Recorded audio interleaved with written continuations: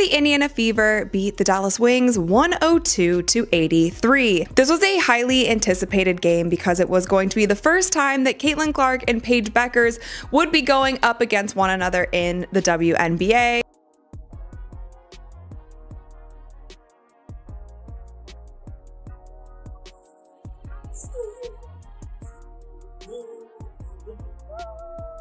The Indiana Fever beat the Dallas Wings 102-83. This was a highly anticipated game because it was going to be the first time that Caitlin Clark and Paige Bueckers would be going up against one another in the WNBA. For 5 years, basketball fans have watched one of the most legendary rivalries unfold. Caitlin Clark versus Paige Bueckers. High school phenoms who chose different paths. Clark to Iowa, Bueckers to UConn. Clark dominated their college matchups, especially in the NCAA tournament. Critics like Gino Arima questioned if Clark could translate her success to the WNBA. Last night, these two faced off for the first time as pros when the Indiana Fever hosted the Dallas Wings. But what happened next wasn't just a game. It was Clark making history in a way that only she has ever done twice. If you're excited to hear about the records broken that night, then comment CC Record Breaker. Let's go. Picture this. Two teenage basketball phenoms making waves across America, destined to clash for years to come. Caitlin Clark and Paige Bueckers first faced off in high school. Both ranked as top recruits with completely different playing styles and personalities. Clark brought explosive scoring, elite passing, and deep three-point range.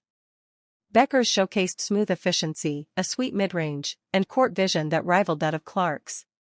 Hey, Caitlin. You've known Paige since middle school, you?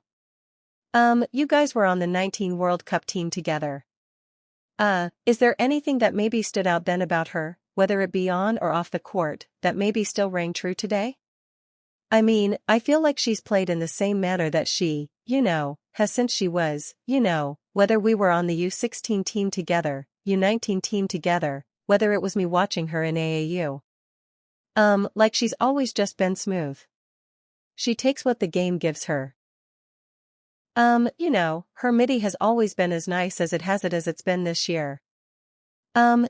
She's just like she just plays way older than she is.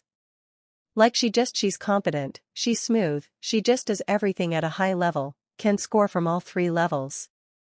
And that's how she's always played. And that's obviously translated really well. Their college paths diverged dramatically. Bueckers chose the legendary UConn program under Gino Arima, joining a dynasty that had won multiple championships. Clark picked Iowa, a program hungry to prove itself on the biggest stage. This decision set up epic NCAA tournament battles that would define both players' legacies. Clark's Iowa team crushed Bueckers' UConn dreams in March Madness. Clark dropped monster performances when it mattered most, including a 41-point masterpiece that sent the Huskies home early. She outplayed Bueckers head-to-head, winning 2 of their 3 college matchups. Basketball analysts and fans started picking sides, creating this almost mythical rivalry that transcended college basketball. And a lot of people are saying, oh, everything is she was Caitlin before Caitlin. She's better than Caitlin. All this stuff. That kind of stopped in the media. Caitlin Clark put up better numbers in the WNBA than Paige did in college. Gino Aria had specific criticisms of Clark's game. He questioned her shot selection and doubted her WNBA readiness compared to his own star Bueckers. Arima believed Bueckers' fundamentals would translate better to the professional level. Clark's explosive scoring and Bueckers' smooth efficiency represented 2 different philosophies of basketball excellence. And Diana said it best. This kid's in for a rude awakening. And they all jumped over her, but they didn't read the whole thing that she said, but nobody's printing. Diana Taurasi was right. This kid's on the wrong team.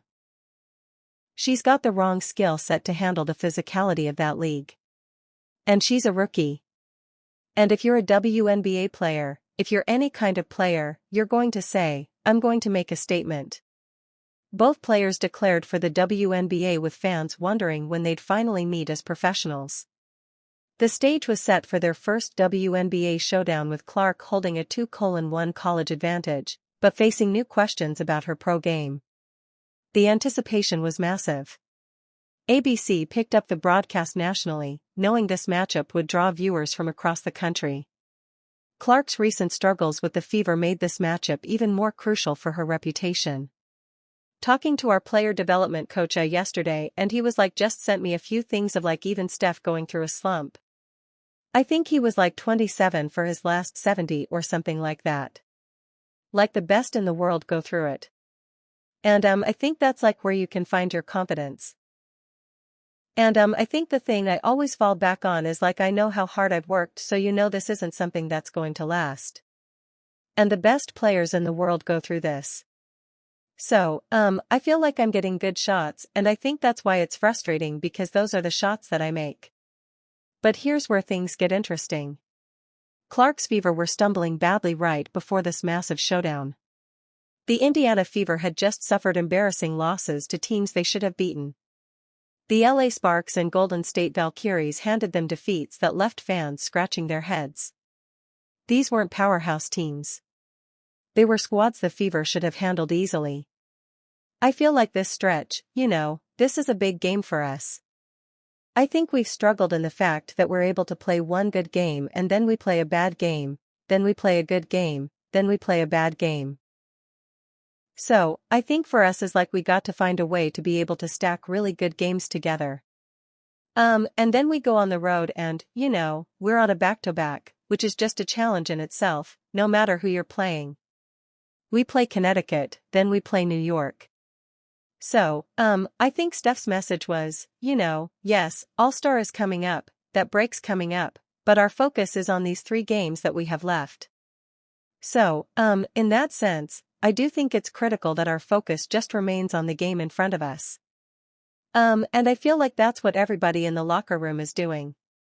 Behind the scenes, a philosophical war was brewing between Clark's fast-paced vision and Coach Stephanie White's slower approach. Clark wanted to push the tempo and create fast break opportunities. White preferred a more controlled half-court style of play. This clash in basketball philosophy created real tension within the organization.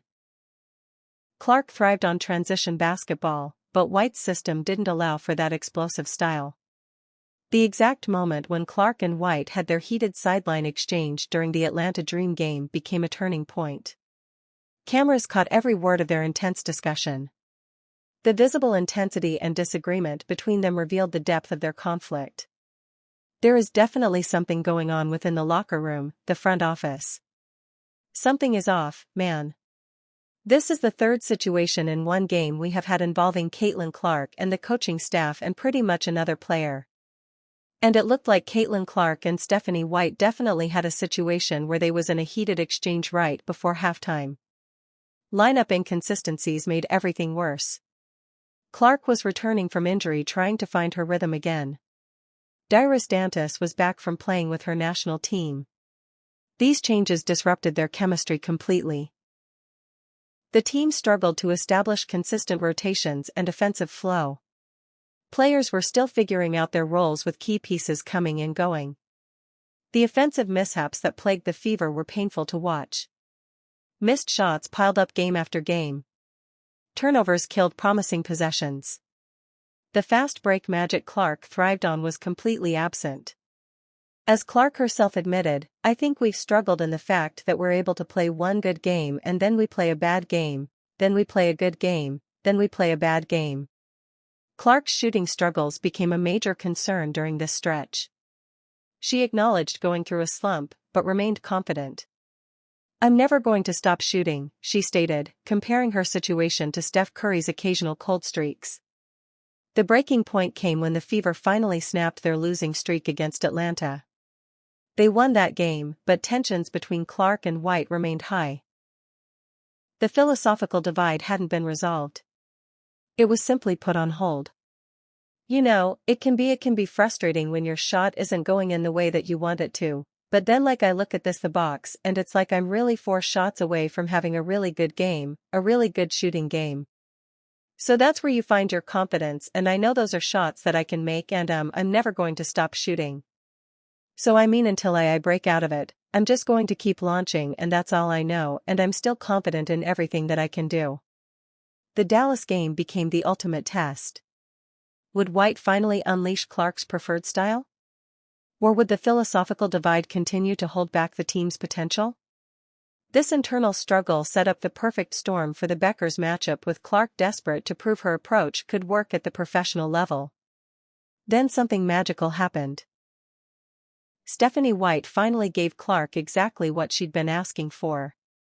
Against Dallas, White made a crucial decision to let Clark control the tempo and run the offense her way. This wasn't just a small adjustment. White completely changed her approach and trusted Clark to lead the team at the pace she wanted. Leroux the other night had a season-high 18 points. Here's Boston turning the corner, dishing to Ho. Extra feed Clark. A deep three. You bet. And he actually brought up stats from a shooting slump. Steph.